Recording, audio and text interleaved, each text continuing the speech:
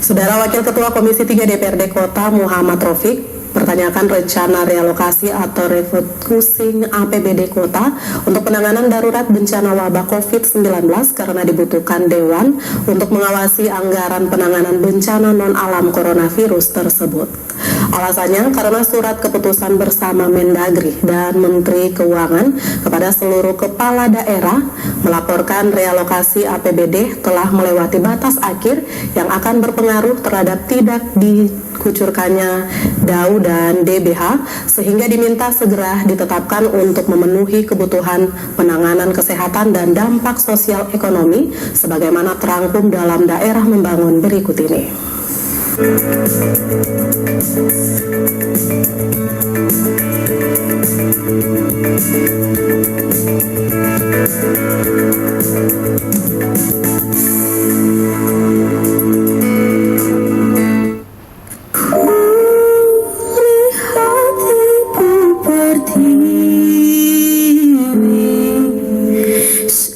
Sedang bersusah hati,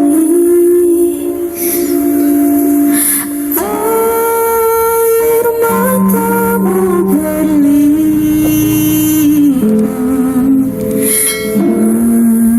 intanmu terkenang.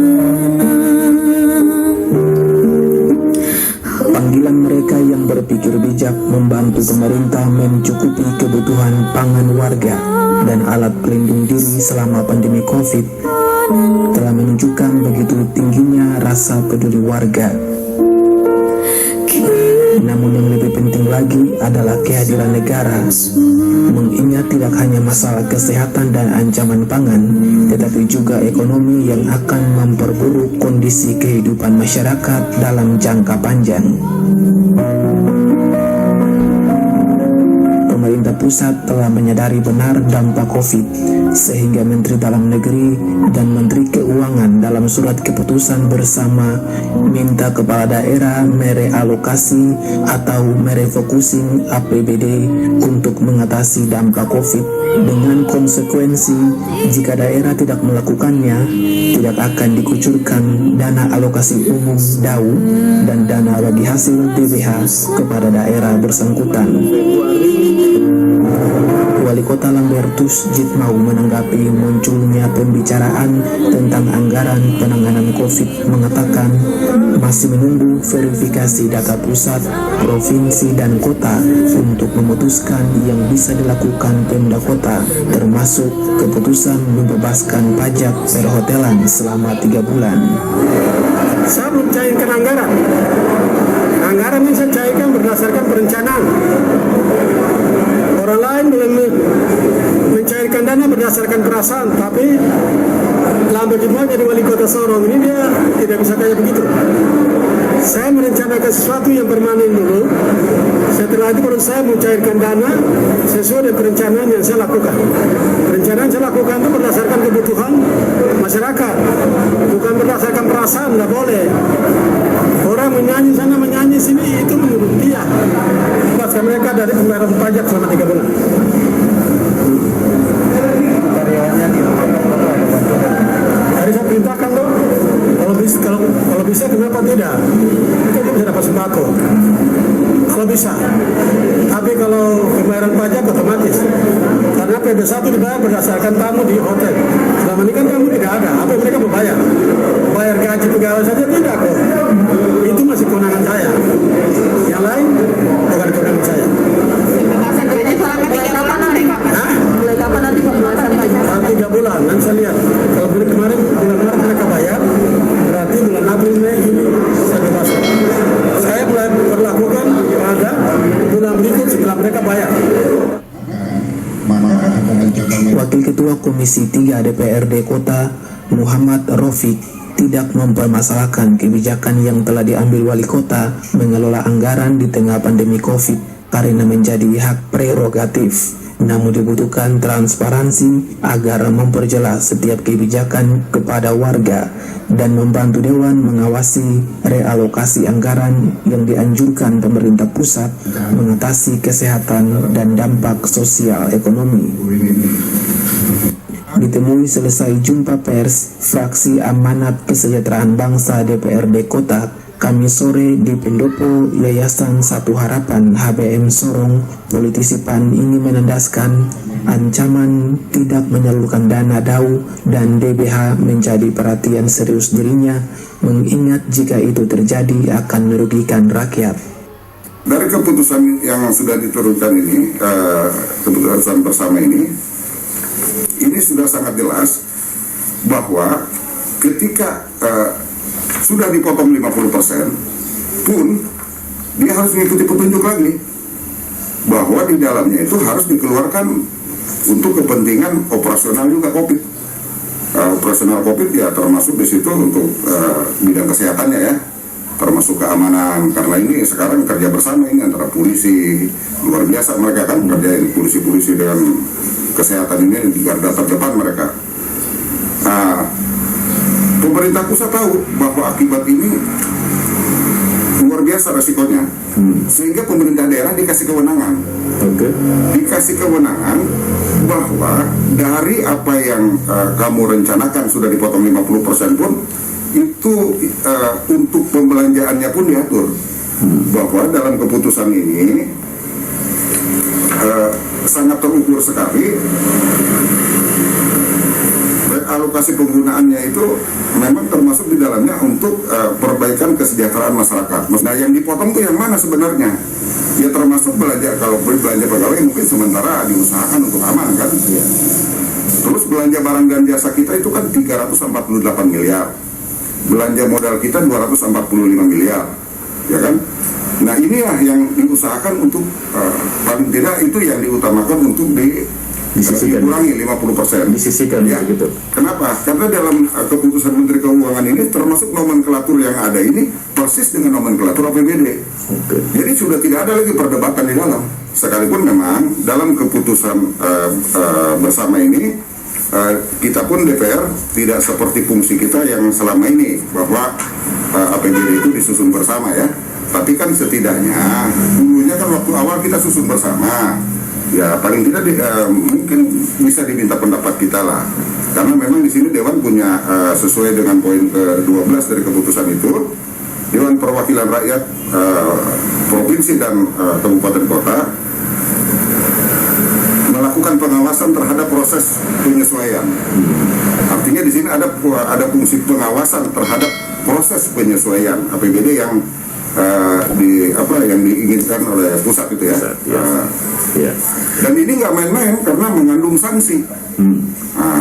Kalau daerah dalam waktu 15 hari sesuai keputusan ini tidak melakukan revisi, maka di sini sanksinya, ya kan, dalam hal kepala daerah belum menyampaikan laporan hasil penyesuaian APBD sebagaimana dimaksud dalam Ketentuan 8 dalam bagian ini. Menteri Dalam Negeri dan melakukan penundaan, jadi melakukan penundaan penyaluran DAU dan DBH. Tidak akan menimbulkan problem ketika transparan. Kuncinya barang ini kan transparan saja, bahwa dana kita sekian, nah, kita pakai yang mana, ya kan? Jadi tidak boleh lagi ada istilah no comment. Ini barang harus terbuka jelas.